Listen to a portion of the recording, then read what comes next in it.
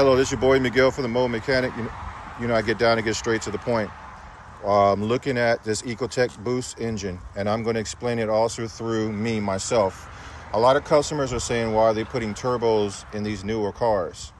Okay, so if you buy a huge truck, 9 times out of 10, you're not going to get a V6 or V8 unless you request it. You're going to get a 4-cylinder with double turbos or 1 turbo.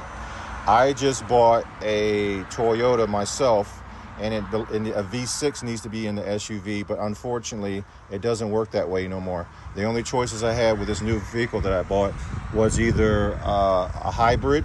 By the way, in the state of Virginia, they actually charge you extra taxes just to have a hybrid, which is a road tax on top of everything. It's just horrible. Anyway, my vehicle has a 4-cylinder with a turbo in it. I actually babied the vehicle. 200,000-300,000 miles is never going to happen. Toyotas and Hondas, that normally happen. With that being said, because if you heard about a few of the presidents, they're articulating all the time in reference to EPA. So the manufacturers are now putting these little Ecotech, EcoBoots, GDI engines with turbos and all that stuff in there to go with EPA. It doesn't make the car run any better. Actually, it's more features they're going to fill. And I'm not speaking from a mechanic perspective. You got to change the oil all the time. I mean, you got to baby the cars. It's not like older cars. Over here is a Toyota that has over 200,000-300,000 miles and still going.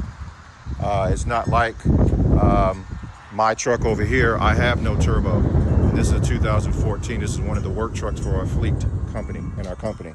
But these newer vehicles, including me, what I just bought, has these type of engines, and you have to baby them. When those turbos go, it's going to be expensive. They overheat. So you got to think of a regular engine. They're putting GDI and they're putting these turbos in there, and they're pushing these 4-cylinders are designed normally for a regular 4-cylinder, pushing it harder. So it prematurely kills everything.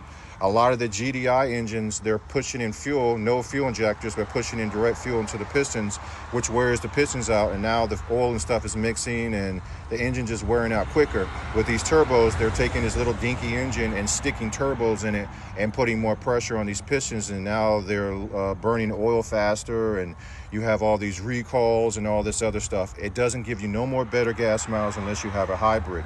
Then you got to worry about when that battery dies of how much batteries are right now for these vehicles. So she just asked me, why do they do this? And this is just my explanation as a mechanic from my experience, because without these newer cars, I would be unemployed. And I wish these manufacturers would stop using so much plastic and just put a regular engine in it. It doesn't make the car pollute no less. It doesn't make it run any better. It strings the engine and kills half of the life of the vehicle. If you don't believe me, hit me with those comments. 300,000-400,000 miles with these newer engines. Let me know how that works out for you, unless you've been changing the oil faithfully and you've been babying their car. But everyday use and traveling long distances, let me know how that works out for you. I guarantee you, with this particular Chevy, a lot of overheating, which this one is starting to do, which I can see the little bubbles. It's misfiring. The battery's dying. It's already it's starting to show its face. With that being said, if you like this video, please like, subscribe, share, and follow. Thank you.